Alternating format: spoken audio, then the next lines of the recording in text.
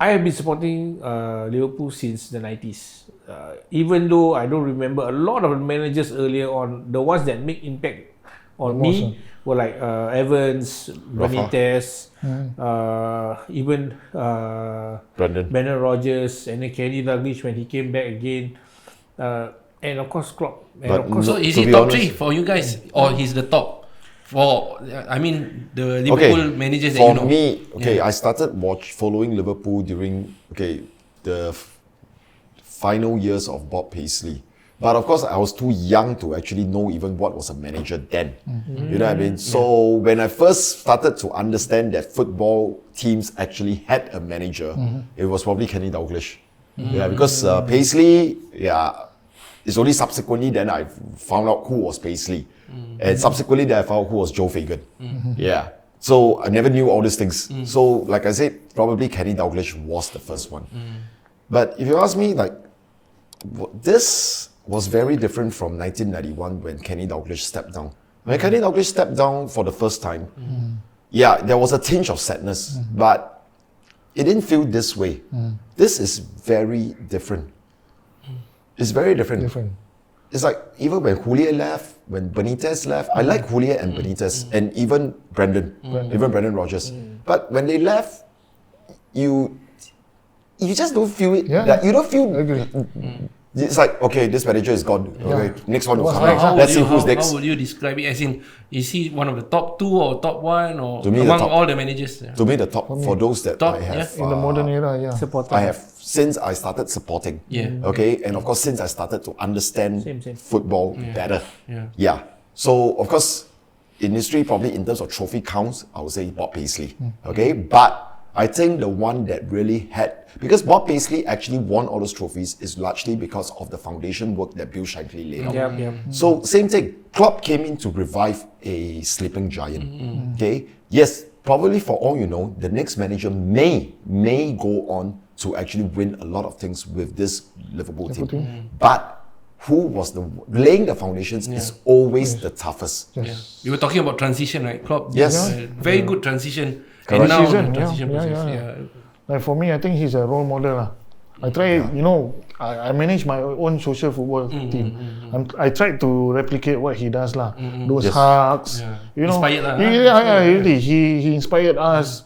And then the leadership quality, he can be strict, but he can be a friend. In the pitch, he yelling, animated and all that. But who doesn't love he's really one kind. You, Mr. Agenda, please. He really got agenda. At that point of time when he came down, the first when he hugs people, right? A lot of rival fans were saying that's all he has, his hugs. But actually, that is his biggest weapon. His biggest weapon. He won everything because of his hugs. These players run through brick walls for him. Yes. It's because they know that this man cares for them. I mean, that is reality. Because you see, I think, for social football or youth football, it's very different for coaches like us, where we actually manage the kids and all this sort of things. It's very different. But at the professional level, those are egos. And the thing is that if you can manage 20 over egos inside the dressing room to make them want to run through a brick wall for you. Correct. It's not an easy task. It's one of the toughest tasks in this world, especially when it comes to humans. Quality, not everybody can do it. Correct. We've seen how many managers struggle. Even Jose struggled. Eric Ten Hag is probably struggling now. Yes, right. Correct. There was this game I watched at Anfield whereby he called all the players. I think it's a draw game.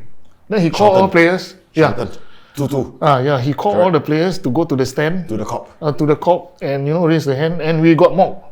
And say, you draw, but you are celebrating like you are winning. That kind. Yes. But what's after that, it's just to show appreciation to the fans. The last game of the season, right? Yes, last game. If I'm not wrong, that time was when Benteke was still with Liverpool. Benteke was still with Liverpool.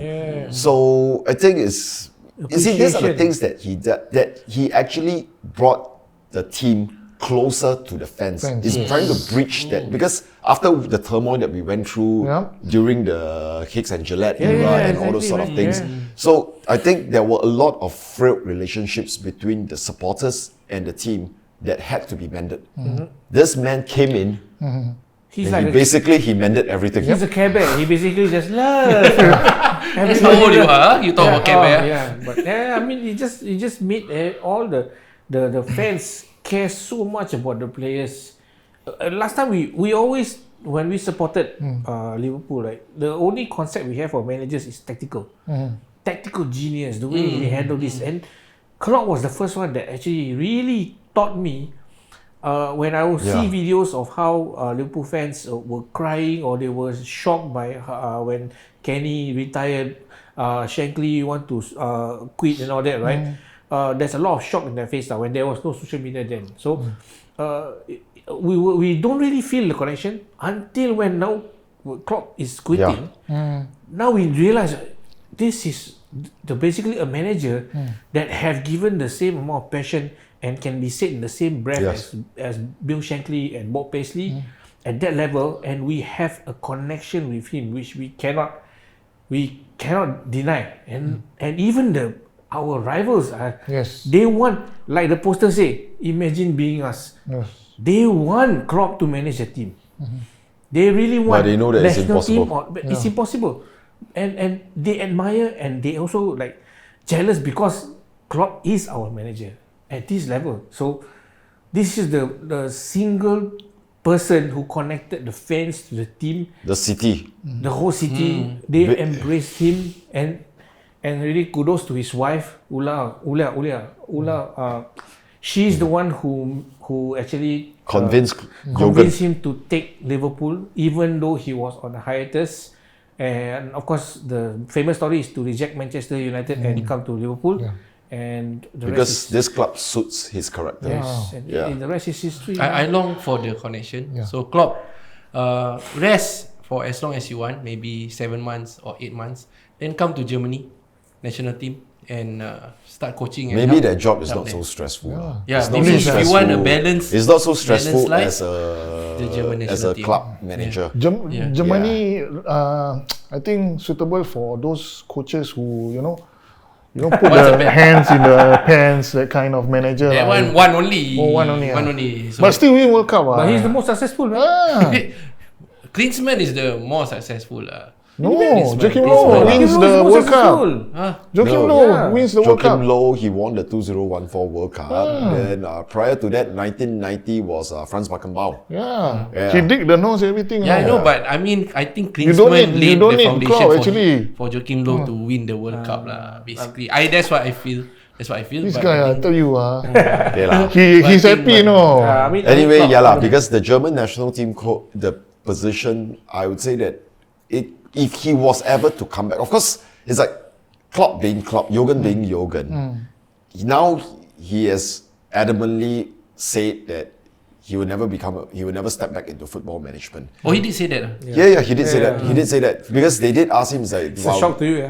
So it's like he did say that as of this moment, no. The answer is no. I will not come back.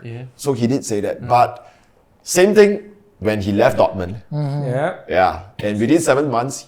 He's probably somewhere, his hands, his mind, or whatever is itching.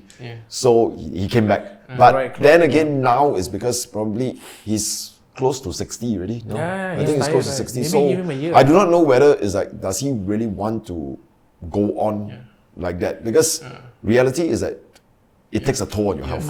I think we all know that. We all know that. It takes a toll on your health. But maybe don't become a pundit.